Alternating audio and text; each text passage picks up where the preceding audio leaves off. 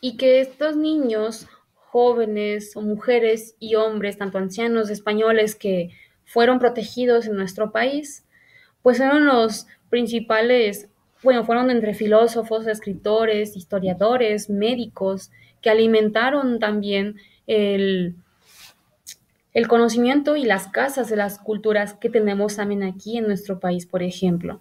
Entonces, ya vimos, este es el noveno o décimo, me parece, rostro importante de nuestro país.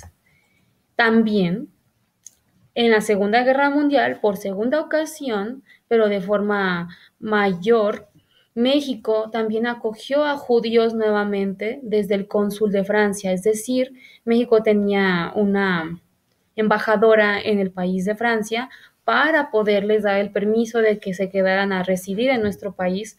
¿Por qué? Pues porque estaban sufriendo esta persecución, matanzas y secuestros y fusilamientos de parte de los grupos fascistas nazis. Esto fue gracias a Gilberto Bosques, quien fue el principal erudito y pensador de México que dio la idea durante el cardenismo, pues apoyar a estos grupos. Y por otra parte, en la década de los 70s y 80s, hace muy poco, prácticamente 50 o 40 años, México acoge a chilenos, es decir, a chilenos y argentinos tras la dictadura de Augusto Pinochet y Jorge Videla. Es decir, en la parte sur, en el cono sur de nuestro continente, Chile y Argentina estaban pasando un problema político mayor, muy hostil y muy turbio, donde los carabineros, que son los militares de estas regiones, violentaban, perseguían y mataban sin perdón y sin reconocimiento pues a la población de Chile. Entonces la población de Chile fue huyendo al norte de Latinoamérica hasta llegar a México, y México también es alimentado por argentinos y por chilenos. Finalmente tenemos que en la década de los 90, hace muy poco, hace prácticamente 30 o 20 y tantos años, México acogió a los indígenas de Guatemala tras la persecución militar que estaba sufriendo su país. Es decir, ellos tuvieron que pasar de Guatemala, pasando a muy poquito, a Chiapas a pedir repatriación de parte de nuestro país.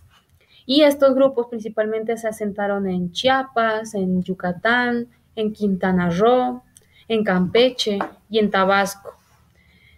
Y también hay otro dato que quiero mencionarles. Norteamérica o Estados Unidos tenían durante el siglo XIX un grupo afroamericanos que eran esclavizados. En México no se esclavizaban ya, pero en Estados Unidos durante el siglo XIX sí se esclavizaban. Entonces, por falta de alimento, por falta de libertad, por falta de todos estos derechos, pues ellos huyeron a México para pedirle a México a que no, a que les reconociera como mexicanos. Y todos estos grupos que acabamos de mencionar, todos estos grupos, me parece que son 12 rostros megadiversos que tenemos en nuestro país.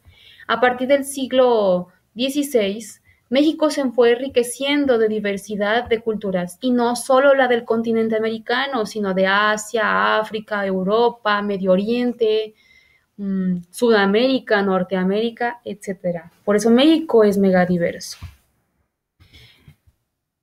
Esos grupos indígenas actualmente, fíjense, la- nosotros nos parecemos tanto físicamente a estos grupos, y fueron los principales forjadores de la nación, que estos grupos indígenas han sido sublevados, estigmatizados, marginados, violentados, que a lo largo de la colonización, como se ven en estas fotografías.